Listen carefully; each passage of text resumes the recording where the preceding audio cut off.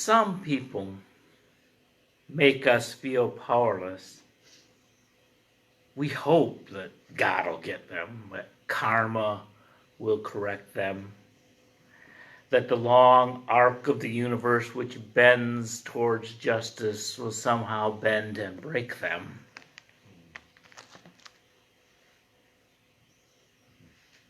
But when we have done wrong, Lord have mercy, we want forgiveness.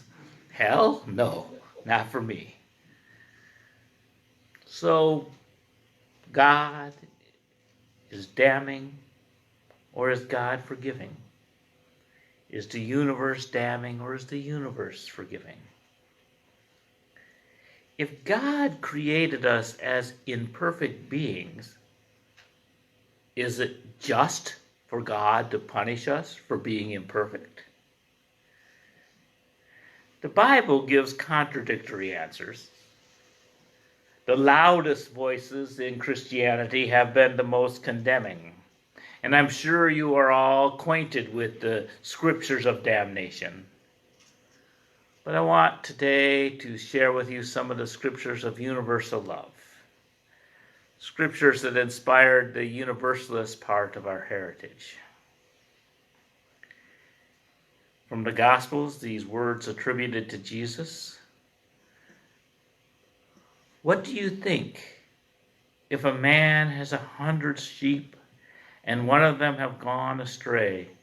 Does he not leave the 99 on the mountain and go in search of the one that went astray?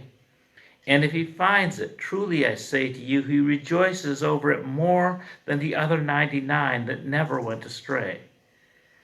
So it is not the will of my Father who is in heaven that one of these little ones should perish. And in the Gospel of John, he says, as he's leaving his disciples, I have other sheep that are not of this fold. I must bring them also, and they will heed my voice.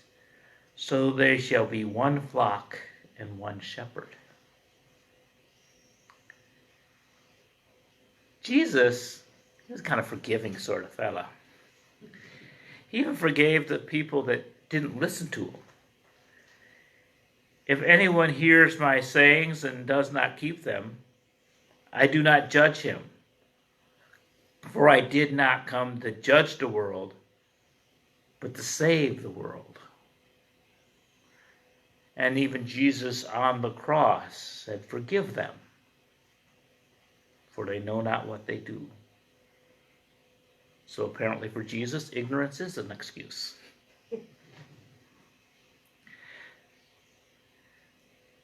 Paul, who wrote most of the middle part of the New Testament, also tended towards universalism. For as a man came death, by a man has come the resurrection of the dead. For as in Adam all die, so also in Christ shall all be made alive. While we were still weak, at the right time Christ died for the ungodly. Then as one man's trespass led to the condemnation for all men, so one man's act of righteousness leads to the acquittal of life for all men. And in that last phrase, Paul is both Unitarian and Universalist. He actually refers to Jesus as a man. Most of the time, Paul refers to the resurrected Christ, but here he's talking about the man Jesus. And all.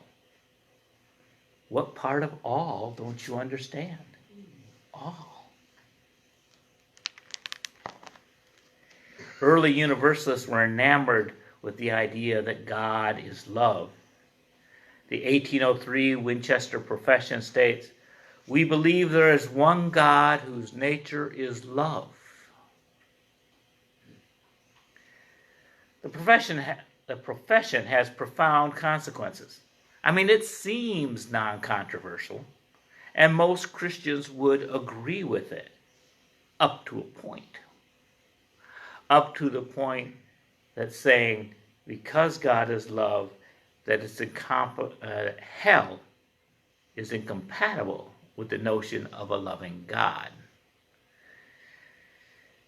Say that, and you will find that a lot of Christians love hell more than they love God. People enjoy the notion that other people will suffer. Heaven would not be special if everybody got in. They would prefer a judgmental God to a loving one, just as long as the judgment is in their favor. But such a God is unworthy of reverence. As John Adams, who was a practicing Unitarian up in Boston, wrote to Thomas Jefferson, a non-practicing Unitarian in Virginia, in 1813, he wrote, referring to God, "He created this speck of dirt and the human species for his glory, with the deliberate design of making 9/10 of our species miserable forever? For his glory?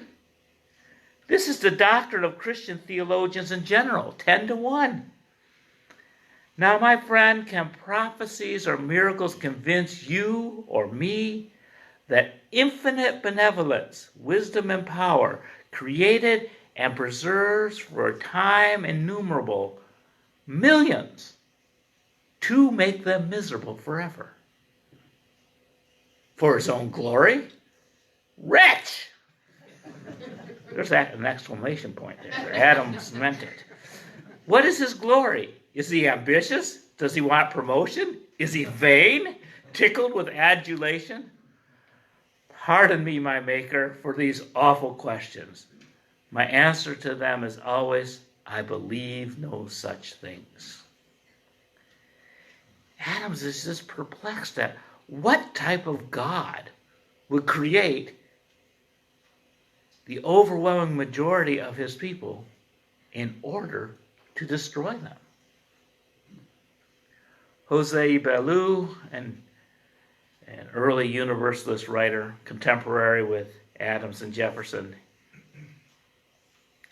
wrote, "If the Almighty, as we believe him to be, did not possess the power sufficient to make all his creatures happy, it was not an act of goodness in him to create them. If he had that power but possessed no will for it, it makes the matter worse. I then reduce my opponent to the necessity of telling me whether if those whom he believes will be endlessly lost be those whom God could save but would not, or those he would save but could not.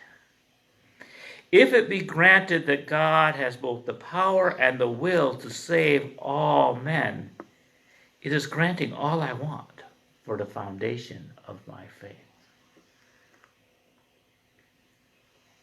Belu is saying if there's a hell, there's no way that God can be benevolent. Quillen Shin, at the late 19th century and early 20th century, traveled all over the country on horseback, including North Carolina, being a tent preacher and starting Universalist congregations.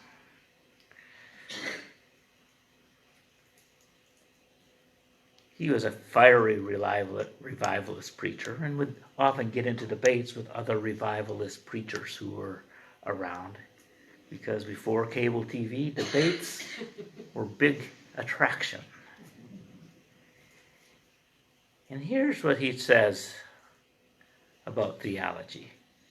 Calvinism limits his goodness. Simplified, it says God can save all men, but does not want to. Arminianism limits his power.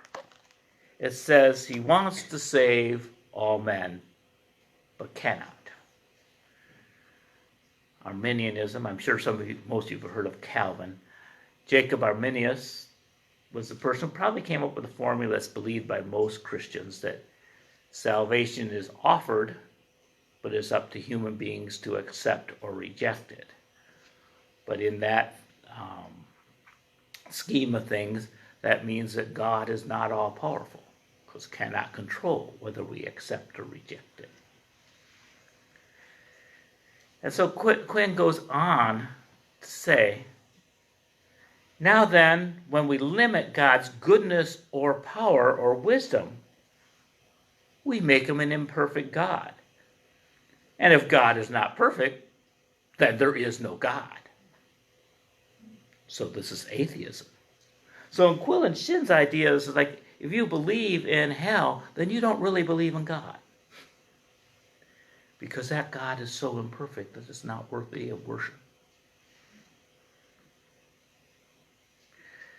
Quinn's Unitarian contemporary James Freeman Clarke had a gentler way of saying it. God is essentially love, and he loves all his creatures, both bad and good. Clarence Skinner, a proponent of the social gospel of the earliest 20th century, he says the universalist idea of God is that of universal, impartial, immanent spirit whose nature is love. It is the largest thought the world has ever known.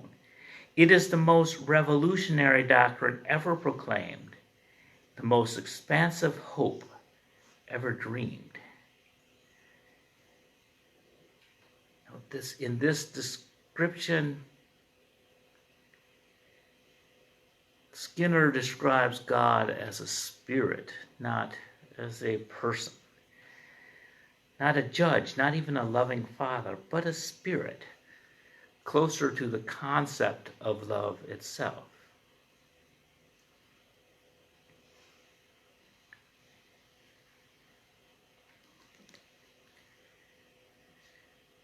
Humanitarian Albert Schweitzer said that the human experience of love is how we know about God. It is only through love that we can attain communion with God. All living knowledge of God rests upon this foundation, that we experience him in our lives as the will to love.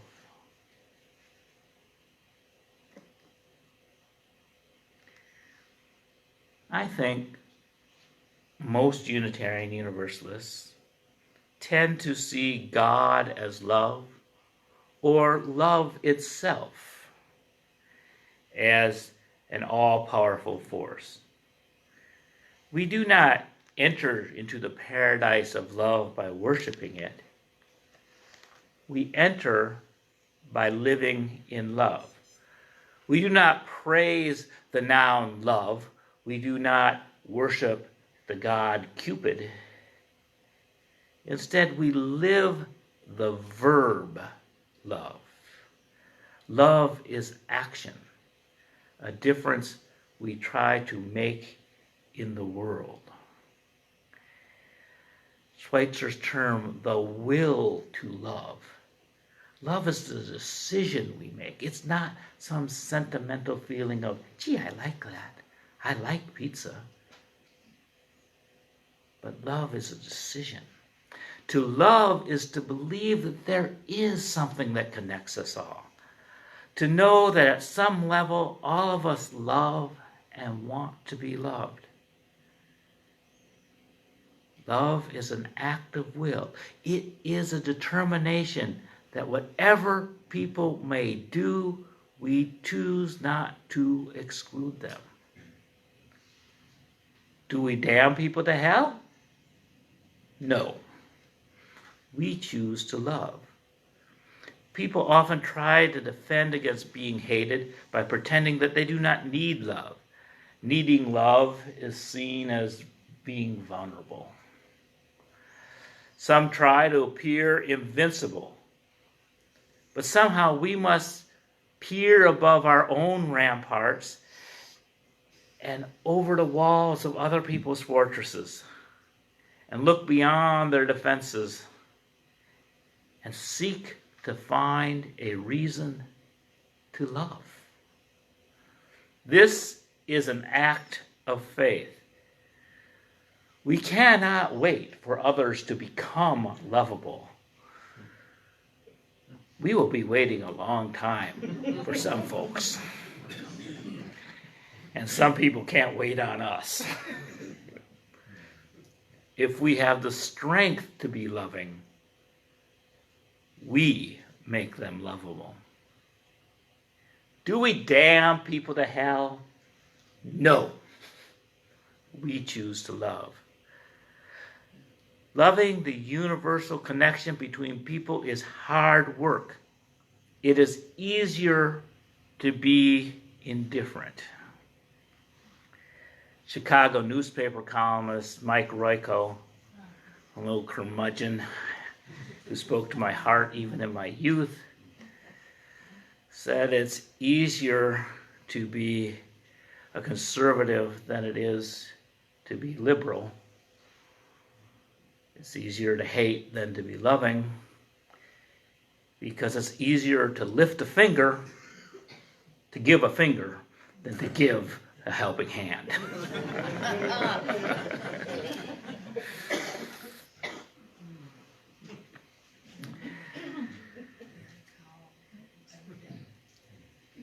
It's easier to be indifferent, but indifference is surrendering our power. Instead of acting with love, we react to how the world treats us. When we do unto others as we have been done to, then we surrender our free will and let others set the agenda and let others determine how our lives will be. If they damn us, do we damn them to hell? No. We choose to love. Loving the universal connection is such hard work. It's easier to hate. Hate is an attempt to exercise power, to take control over others, to do unto others before they do unto you. For those of us who are distressed by an uncertain world,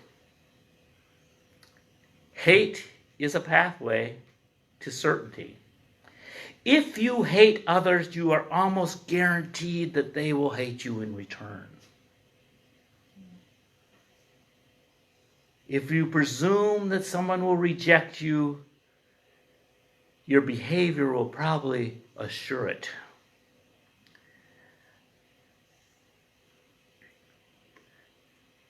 The people you try to annihilate will try to annihilate you.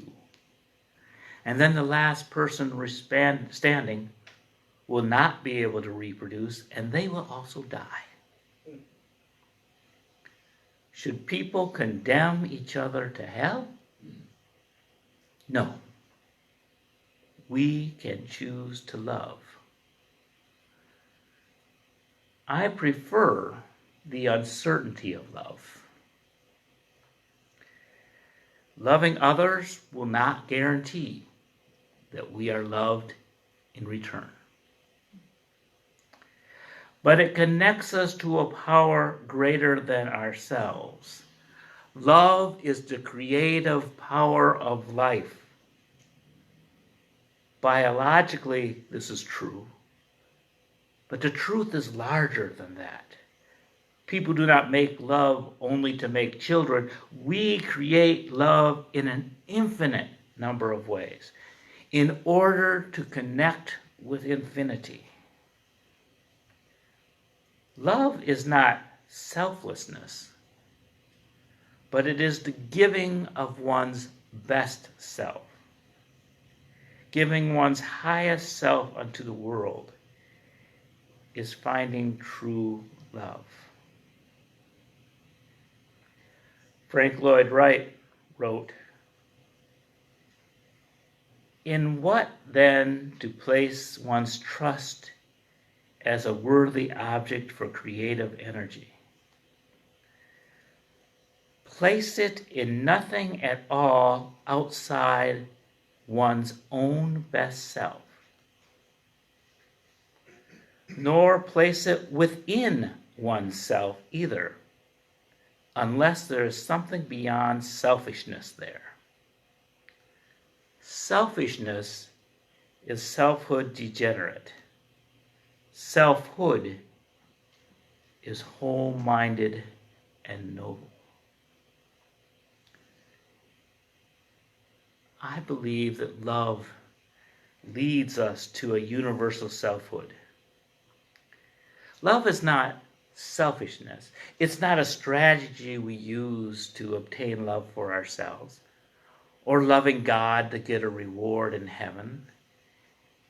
And love is not selfless. It says the commandment is to love one another as you love yourself. If you do not love yourself, if you think that you are only a creature worthy of damnation, and then go and love somebody with that same love, it's not love. Love is not selflessness. It's not saying I have no value and I deserve damnation. It's not martyrdom or dying for a cause. Selfhood is living for a cause. It is choosing to create good in the world. To love one another as one loves oneself is to love the universal self that unites us all.